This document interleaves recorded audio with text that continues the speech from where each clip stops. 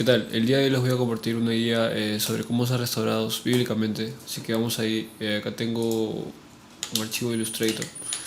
Bueno, y vamos a hablar sobre las condiciones de la restauración, ¿no? Primero hay algo que tienen que entender, o tenemos que entender, que es el significado de restauración. Bueno, la primera acepción nos dice recuperar o recobrar. Luego es reparar o renovar o volver a poner algo en el estado o estimación que antes tenía. Finalmente reparar una pintura, escultura, edificio, etcétera, ¿no? Del deterioro que ha sufrido, ¿no? Bueno, y como hemos visto, todo eso tiene que ver con pues, recuperar, reparar, ¿no? Volver a tener algo que ya hemos perdido o que se ha perdido por o nuestro pecado, etcétera, ¿no? Pero eso es algo inherente a la restauración. O sea, para que algo sea restaurado, primero tiene que haber sido dañado. Y Dios sabe que vamos a ser dañados o que vamos a perder cosas a causa del pecado, de nuestra insensatez, nuestros malos actos. Así que Él nos ofrece un camino a la restauración, ¿no? Mire, vamos a leer un poco de Crónicas. En esa parte de acá, después Salomón hace el templo de Dios y tal. Y comienza a orar, ¿no? Comienza a entregar el templo en oración y hace esta oración bien larga y en una de esas partes dice, ¿no? Que toda oración y todo ruego que se hiciere de cualquier hombre y de todo su pueblo de Israel y de cualquiera que conociere su llaga y su dolor en su corazón, si extendiere sus manos hacia esta casa, tú oirás desde los cielos, desde el lugar de tu morada, hablando de Dios, ¿no? Y perdonarás, y darás a cada uno conforme a sus caminos, habiendo conocido su corazón, porque solo tú conoces el corazón de los hijos de los hombres, ¿no? Entonces, Salomón ruega a Dios que cualquier persona que tenga dolor, que esté dañada a causa del pecado, porque acá menciona de que casi todo es a causa de sus pecados, ¿no? Si se convirtieron de sus pecados, etcétera, etcétera, ¿no? Si alguno pecare contra su prójimo, ¿no? Porque por lo general lo que nos daña es el pecado, ¿no? Algo que hemos hecho o que nos han hecho, ¿no? Y perdemos cosas a causa del pecado, ¿no? Entonces Salomón ora a Dios sabiendo que perder esas cosas nos duelen, ¿no? Y Dios entiende que nos duele, ¿no? Por eso dice cualquiera que conociere su llaga y su dolor en su corazón, ¿no? Si extendiere sus manos hacia esta casa. Ahora, pues con ese dolor que te produce pues el haber perdido algo o el no tener algo, puedes hacer varias cosas, ¿no? Pero lo mejor que puedes hacer es usarlo para clamar a Dios, para entregarte a Dios, para rogar a Dios y para vivir una vida recta, teniendo fe y esperanza de que Dios te puede restaurar, ¿no? Y miren, Dios le responde a Salomón en el siguiente capítulo: yo he oído tu oración. O sea que todo lo que hemos leído antes, Dios lo ha escuchado, ¿no? Cuando quiere decir que lo ha oído, quiere decir de que le va a conceder eso, ¿no? Y el versículo 14 dice: si se humillare mi pueblo, sobre el cual mi nombre es invocado, y oraren y buscaren mi rostro, y se convirtieren de sus malos caminos, entonces yo, Jehová, ¿no?, oiré desde los cielos, y perdonaré sus pecados, y sanaré su tierra, ¿no? Ahora ustedes me dirán, ¿pero qué tiene que ver ser perdonado, o quitarme este peso encima con ser restaurado, ¿no? Cuando Dios te perdona, no es como las personas que dicen, ah, ya te perdono, pero ahí nomás, ¿no? O sea, chévere, ¿no? Me hiciste daño, te perdono, todo bien, pero ahí queda, ¿no? Dios no es así, ¿no? De hecho, por ejemplo, cuando Pedro traiciona a Cristo, Cristo lo perdona y lo restaura al lugar donde él había estado, ¿no? Como sale acá la definición, ¿no?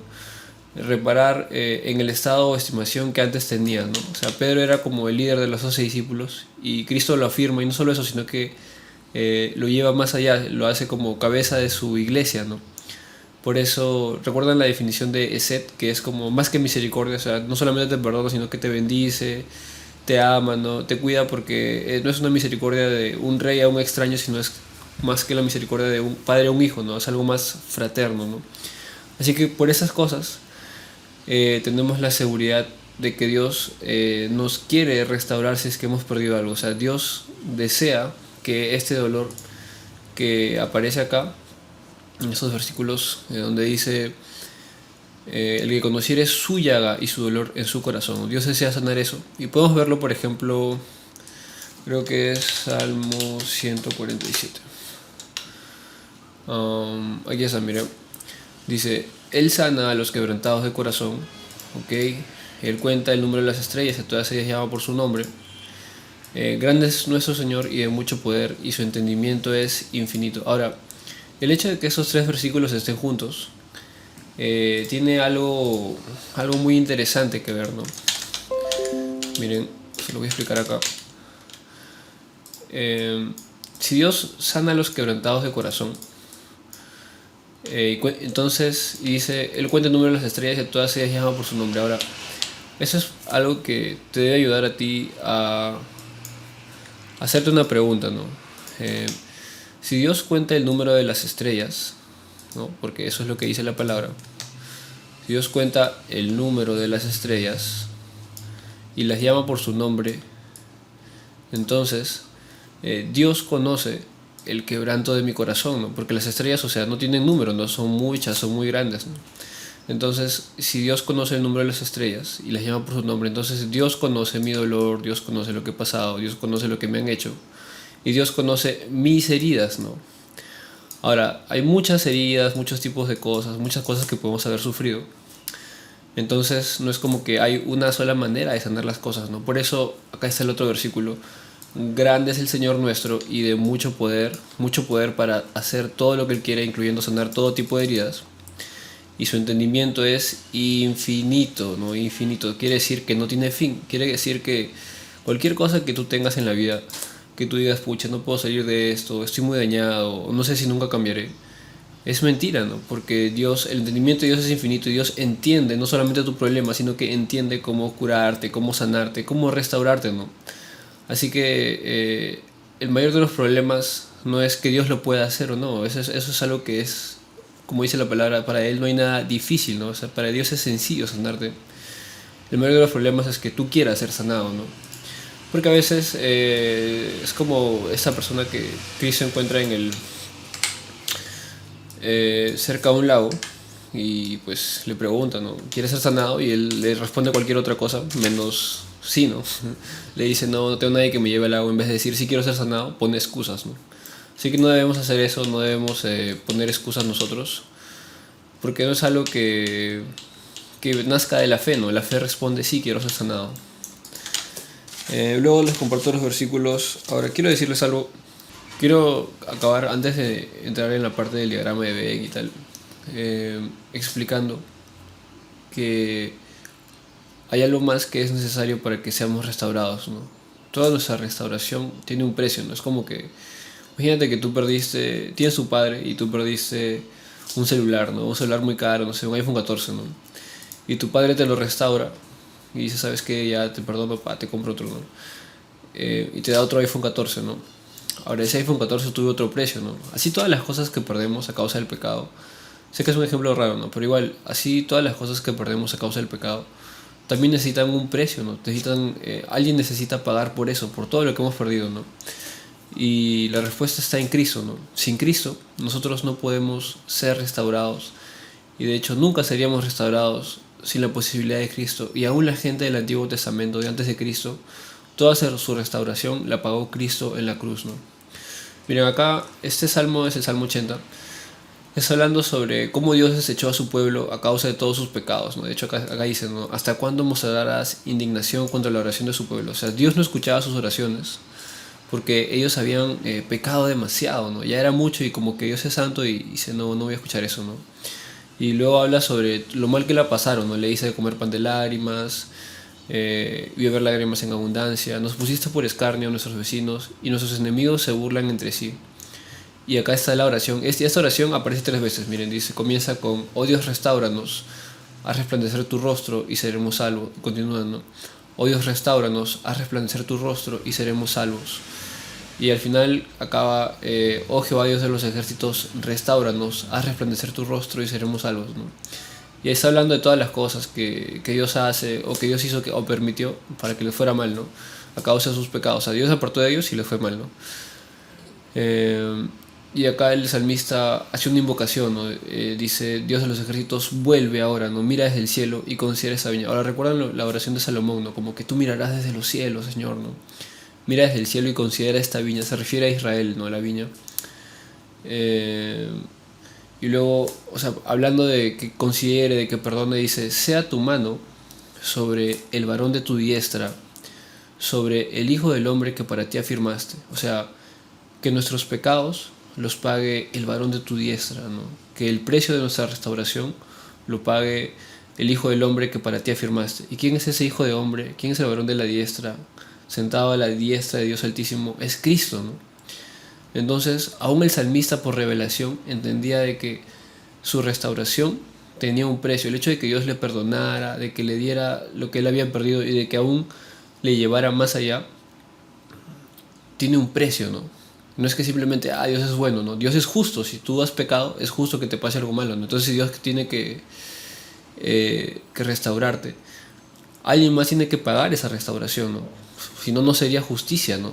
Dios no puede dejar de ser justo, ¿no? Él es santo, Él es justo, ¿no? Y bueno, luego de que sea la mano del Señor sobre el varón de su diestra, sobre el Hijo del Hombre que por él afirmó, dice: así no nos apartaremos de ti, vida nos darás e invocaremos su nombre. O sea, a través del sacrificio de Cristo, el salmista está hablando de que Dios nos ofrece un pacto en el cual Él nunca se apartará de nosotros y nosotros nunca nos apartará de Él, porque como dice el libro de Romanos, ¿no? ¿Qué nos apartará del amor de Cristo? O sea, es imposible, ¿no? Y acaba, ¿no? Jehová de los ejércitos, restáuranos y haz resplandecer tu rostro y seremos salvos. No puedes ser restaurado sin el sacrificio de Cristo Jesús. Es imposible que Dios te restaure sin la sangre del Cordero, ¿no? Es imposible porque alguien tiene que pagar esa restauración. ¿Entiendes? Y ahí se ve la bondad de Dios, ¿no? O sea, como dice la palabra, nos amó tanto que no escatimó a su propio Hijo por nosotros, ¿no? Y bueno, habiendo entendido esa parte, vamos ya al diagrama de Venn. Tengo acá la D de Dios, la T de tú, y acá voy a poner en verde la A de ambos, ¿ok? O sea, de los dos. La parte que ambos, Dios y tú, tienen que hacer. Ahora sabemos que todo depende de Dios, en verdad. Es una manera de decirlo, ¿no? Para entendernos mejor. Ahora, Dios es el que toma la iniciativa. O sea, si Dios no te quiere hacer caso, no va a pasar nada, ¿no? Por más que llores y ruegues. Pero Dios ya se acercó a ti por medio de Cristo, ¿no? Dios se ha hecho cercano a toda la humanidad por medio de Jesucristo. Así que Dios, lo primero que Dios, por así decirlo, plantea, ¿no? Es su gracia, ¿no? Es el primer atributo de Dios necesario para ser restaurados. La gracia de Dios. La gracia es un favor inmerecido, seguramente ya lo sabes, ¿no? Es como un regalo que no mereces, es lo que nos da Dios a través de la cruz, ¿no? Nadie merece, por ejemplo, que Cristo, una persona inocente, Dios mismo, muera por él, ¿no? Pero aún así Dios de gracia nos lo da, ¿no? Así que lo primero la gracia. Y luego eso es Eset, que es misericordia, pero en hebreo. Pero ¿por qué lo pongo así? Porque la palabra misericordia no es no es la mejor traducción para Eset, porque Eset no solamente significa misericordia, o sea, sí es misericordia, pero es mucho, mucho más que eso, ¿no? Es como, por ejemplo, es la misericordia. Por ejemplo, cuando tenemos misericordia es como a un rey que perdona a alguien que pecó contra él, que lo ofendió, misericordia, ¿no? Pero ese es más fraternal, es como un padre perdonando a un hijo. Y es la disposición que tiene un padre a perdonar a un hijo a pesar de que el hijo sea rebelde, a pesar de que haya fallado, ¿no?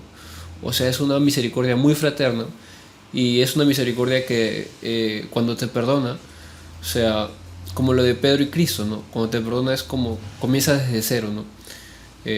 Cuando te perdona no comienzas desde cero, sino que eres restaurado a donde estabas. Y no solo eres restaurado, sino que te lleva más allá, ¿no? O sea, no es como que vuelvo a donde estaba, sino que avanzo más. Dios me impulsa a avanzar más por su eset, por su misericordia, ¿no? Luego de esto, acá está tu parte. Este color tierra está muy, muy troste, así que ponerle otro color. Y entonces, nuestra parte comienza con él. Ahora recuerda, primero es Dios, no eres tú primero es Dios. Pero Dios ya dio el primer paso en la cruz, ¿no? Dios ya se acercó por medio de su gracia y nos ha ofrecido su eset, su misericordia por medio de la cruz. Entonces tú tienes que responder a eso para continuar con la eset, con la misericordia de Dios y con la restauración que Dios quiere hacer en tu vida, ¿no? Así que lo primero que tienes que hacer es arrepentirte, ¿no? Como dicen los predicadores, hijo del diablo. tienes que arrepentirte porque... ahora, vamos a hablar un poco sobre el arrepentimiento. El arrepentimiento no es como me siento mal porque pequé, ¿no? Mira, todos nos sentimos mal, ¿no? De hecho, tú y yo hacemos cosas que sabemos que están mal y luego de hacerlas nos sentimos mal, pero pasa un tiempo y las volvemos a hacer, ¿no? Eso no es verdadero arrepentimiento, ¿no? Eso solamente es culpa. El verdadero arrepentimiento es como que estás yendo en ese camino, mira, pecado, pecado, perdición, y decides arrepentirte, ¿no? Santidad, amor al Señor, buenas obras, ¿no? Entonces, ese es lo primero, el primer paso que tú necesitas es arrepentirte. Y para arrepentirte tienes que reconocer pues todos tus pecados, ¿no? Recuerda que, por ejemplo, desde las cosas más básicas, como mentir, es tan sucio eso delante de Dios que la paga del pecado, según la palabra, es la muerte. O sea, no tienes otra opción, ¿no? Estás muerto. Porque delante de Dios, o sea, no es como que, una mentira, delante de Dios es asqueroso, ¿no? Porque, mira, por ejemplo, probablemente el polvo que tengas en tus pies, en tus zapatos ahora, sea más limpio que tú, ¿no? Porque, por ejemplo, el polvo cumple una función, ¿no? Dios le dice al polvo que cuando se moje se vuelva barro y se vuelve barro, que cuando se seque se quede duro, ¿no? Y se vuelva polvo, ¿no? Y cuando esté en un estado normal sea tierra, ¿no? Entonces el polvo obedece a Dios, ¿no? Pero Dios le dice al humano, adórame, hónrame, ámame, no mientas. ¿Y qué hace el humano? Pucha, no lo hace, ¿no? O sea, toda la creación, el mundo entero en realidad se sujeta a Dios, ¿no? Pero el humano no lo hace, ¿no? O sea, toda la creación en verdad es más santa que nosotros de alguna manera, ¿no? Así que tienes que arrepentirte y reconocer de que, o sea, si has llegado al punto donde tú necesitas restauración, es porque probablemente hayas pecado, hayas querido hacer lo que tú quieres, no hayas escuchado la voz de Dios, te hayas ido tras un camino perverso y ahora estás pagando las consecuencias de tu pecado. Acuérdate que el pecado en verdad no le afecta a Dios, no le da asco, sí, no lo puedes soportar, pero no es como que le hace sentir mal o afecta su santidad, ¿no? Dios sigue siendo igual de santo, igual de puro, igual de perfecto, ¿no? Pero te destruye a ti y a tu familia y a las personas alrededor de ti, ¿no? Así que lo primero que tienes que hacer es arrepentirte y luego eso, tener fe.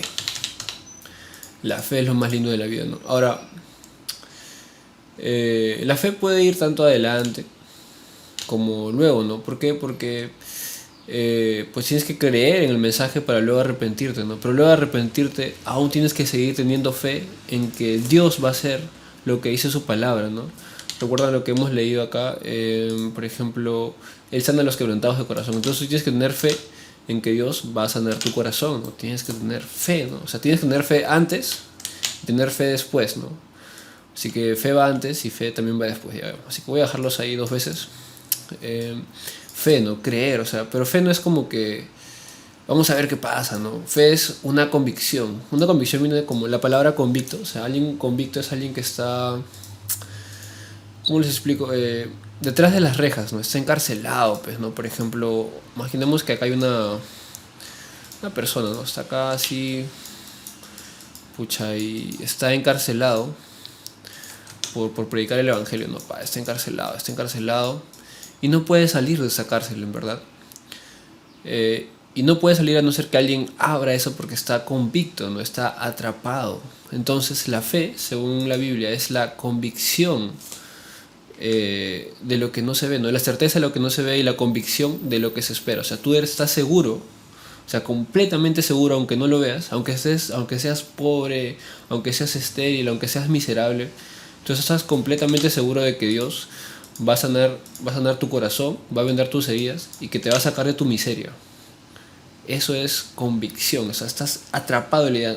Por más que todo tu contexto diga no, imposible, tú estás atrapado, o sea, eres esclavo de esa idea, ¿no? Esa es convicción, ¿no? Esa es la fe, ¿no? Eres esclavo de la idea de que Dios lo va a hacer en tu vida, ¿no?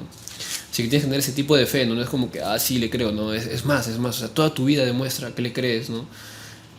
Aunque digan que estás loco, ¿no? Acá viene una parte de ambos. Es más de Dios que tuya, ¿no? Pero vamos a decir que es de ambos para que hagas un poco más. Es la fidelidad. La fidelidad de Dios es tan grande. Hay un salmo que dice: Jehová es bueno y para siempre su misericordia, ¿no? Dios es tan fiel que Él no necesita tu fidelidad para ser fiel. Tú puedes ser infiel y Dios sigue siendo fiel. De hecho, hay un versículo que literalmente dice que cuando nosotros somos infieles, Él no deja de ser fiel, ¿no? Así que Dios va a seguir siendo fiel, ha sido fiel y es fiel, ¿no? O sea, es el mismo ayer, hoy y siempre, por los siglos, ¿no? Dios no deja de ser fiel, no lo va a dejar de ser. Aunque tú falles y falles miles de veces, Dios no deja ni va a dejar de ser fiel. Es más probable que Dios deje de ser Dios a que deje de ser fiel, ¿no? Así que necesitas la fidelidad, digamos, pero tú también necesitas ser fiel, ¿no? Necesitas obedecer a Dios y vivir de acuerdo a tu fe, ¿no? Recuerda lo que dice, lo que leímos en el libro de Crónicas, ¿no? Si uno se humillara y reconociera sus pecados, entonces tienes que ser fiel, o sea, humillarte y vivir una vida de arrepentimiento, en fidelidad a la gracia de Dios, ¿no? Ahora, tú vas a fallar acá definitivamente algunas veces porque eres imperfecto, ¿no? Errar es humano, eres imperfecto. Pero la idea es que tú con todas tus fuerzas te levantes y continúes siendo fiel, te esfuerces por ser fiel. Eso es lo hermoso de la vida cristiana, ¿no? Queremos ser perfectos, pero nunca lo vamos a llegar a ser en esta vida, ¿no? Pero la idea es que tú seas fiel, ¿no? Que te esfuerces con toda tu vida. Y luego de eso están los dos pasos finales. En esa fidelidad aparece tu obediencia. Tu obediencia aparece en esa fidelidad. Si en verdad has creído y en verdad estás dispuesto a ser fiel al Señor, entonces tú vas a ser una persona obediente. Lo que Dios diga que hagas, lo vas a hacer. Si Dios dice que vayas a la iglesia, porque la palabra dice que congreguemos, lo vas a hacer. Si Dios dice que perdones, vas a perdonar. Si Dios dice que dejes de hacer algo, lo vas a dejar de hacer. Si Dios dice que comiences a hacer algo, lo vas a comenzar a hacer. Porque eres obediente, porque Dios ahora es tu Señor. Si Dios es tu Señor, entonces eso implica que tú eres su esclavo, ¿no? Señor, esclavo. No es como que Señor y es igual a ti, no. Señor y esclavo. Respeto, Señor y esclavo. Entonces, tienes que ser obediente, ¿no? Y ahora, acá a este diagrama le voy a añadir un factor más. Que este factor es el factor llamado tiempo. Es un factor necesario para que vamos a cambiarlo, ya. Vamos a ponerlo acá H de humano y T de tiempo, ya. Ese es el factor tiempo. Ahora, tú necesitas tiempo, ¿no? Todas las cosas buenas en verdad necesitan tiempo. Todo lo bueno requiere un tiempo, y el libro de Eclesiastés dice: para todo hay un tiempo. No esperes que pues Dios te restaure así de un día para otro, ¿no? O sea, probablemente, no sé cuántos años tengas, de repente tienes mi edad, algo de 20 por ahí, y has vivido una vida de desobediencia, ¿no? Y no esperes que 20 años de desobediencia se disuelvan en una semana, ¿no? O años de vida de pecado se disuelvan en pocos días, en unas horas siquiera, ¿no? Es un proceso que lleva tiempo, pero ese tiempo es bueno y es necesario, ¿no? ¿Por qué es bueno y es necesario? Para probar tu corazón, para probar tu fidelidad, ¿no? Para ver si en verdad vas a seguir al Señor y si estás siguiendo al Señor solamente por su restauración o si lo estás siguiendo porque para ti Él es más importante, ¿no? Y en este tiempo Dios va a tratar tu corazón, ¿no? De hecho, Dios para sanarte va a tener que romperte varias veces, va a tener que quebrantarte. Y ese proceso es bueno. Y ese proceso es difícil, pero es bueno. Y que sea difícil no quiere decir que deje de ser hermoso, ¿no? La vida es difícil, pero no es horrible por eso, ¿no? De hecho es hermosa, ¿no? Así que tomando esas cosas en cuenta, viene el factor final. Ahora, se dan cuenta cómo Dios está fuera del tiempo, porque Dios creó el tiempo, ¿no? Y aquí está tu restauración, se llama provisión. ¿Por qué provisión? Porque Dios va a proveer todo lo necesario para tu restauración, ¿no? Por ejemplo, recuerdan a José cuando sus hermanos lo vendieron. Cuando sus hermanos lo vendieron pasaron 13 años hasta que Dios proveyó un problema, proveyó una oportunidad para que él fuera restaurado, ¿no? Y en ese tiempo fue tratado su corazón, ¿no? Pero esos 7 factores no se repiten. Esos 7 factores son necesarios para tu restauración. Primero es la gracia de Dios. Luego su sed, su misericordia que te lleva más allá, una misericordia fraternal. Luego de eso, tu arrepentimiento y tu fe, o tu fe y tu arrepentimiento, ¿ok? La fidelidad de ambos. Y como consecuencia de la fidelidad de ambos está tu obediencia. como Dios es fiel, cumple su palabra, su provisión, su sanidad, el milagro que necesites, etc. O sea, Dios lo va a hacer, ¿no? Dios lo va a hacer. Pero tú necesitas ser fiel, vivir en constante arrepentimiento, tener fe sobre todas las cosas y obedecer. Y con un poco de tiempo, Dios te va a restaurar. Ahora, ese tiempo puede parecer mucho tiempo, pero en verdad la palabra de Dios dice, todo lo hizo perfecto en su tiempo, ¿no? Así que en el tiempo perfecto, Dios te va a restaurar, ¿no? Y eso es, ¿no? O sea, la vida con Dios es en verdad hermosa, ¿no? Así que aquí está para que lo recuerdes. Toda tu vida tienes que recordar eso, porque probablemente vayas a necesitar ser restaurado más de una vez, ¿no? Dios primero nos da su gracia, luego su sed, y nosotros respondemos a esa gracia con fe y arrepentimiento. Entonces se genera un pacto, ¿no? Un pacto de ambos, y ambos tenemos que ser fieles, ¿no? Ahora, Dios es fiel, ¿no? El problema eres tú, ¿no? Que seas fiel, ¿no? Pero Dios te va a ayudar a ser fiel si tú lo quieres en verdad, ¿no? Luego, a tu obediencia y finalmente la respuesta de Dios. Él es el inicio y Él es el fin, ¿no? Quiero leer este pasaje del libro de Job. Miren, acá dice... Acá está hablando sobre una persona que justo necesita la restauración igual que tú. Si tuviese cerca de él algún elocuente mediador muy escogido que anuncia al hombre su deber, ese no soy yo, ese es Cristo. Me gustaría ser yo. Que le diga que Dios tuvo de él misericordia, que lo libró de descender al sepulcro, que halló redención. Ese eres tú el que halló redención. Su carne será más tierna que la del niño y volverá a los días de su juventud. Cuando eres más joven, por lo general eres más fuerte, las cosas no te afectan tanto, estás sano, ¿no? Entonces, Dios te promete, a través del mensaje de Cristo, que es el Evangelio, ¿no? Cristo es ese mediador elocuente, ¿no? Muy escogido, escogido entre tantos, ¿no? Que te está diciendo que Dios ha tenido misericordia de ti y que te ha librado de descender al sepulcro. O sea, la condición en la que estás podría ser peor realmente, deberías estar muerto, ¿no? Pero has hallado redención, ¿no? Y si tú obedeces, dice la palabra que tu carne será más tierna que la del niño, o sea, serás restaurado y volverá a los días de su juventud. Y esa es la definición básica de la restauración, ¿no? Renovar, volver a poner algo en el estado o estimación que antes tenía, ¿no? Orará a Dios, como en el templo, ¿no?, de Salomón. Orará a Dios y éste le amará y verá su faz con júbilo, ¿no? Verá todo de Dios y restaurará al hombre su justicia, ¿no? Y mira, acá está el mensaje final, ¿no? Él mira sobre los hombres y al que dijere pequé y pervertí lo recto y no me he aprovechado. O sea, si tú te arrepientes de verdad, pequé, pervertí lo recto, no me he aprovechado, pecaste, ¿no? La respuesta de Dios es: Dios redimirá su alma para que no pase el sepulcro y su vida verá la luz. Así que Dios quiere restaurarte, ¿no? Dios está ofreciendo su gracia y su sed. ¿Cómo vas a responder, no? ¿Cómo vas a responder? Bueno, eso es, hermanos. Espero que Dios les restaure, en verdad.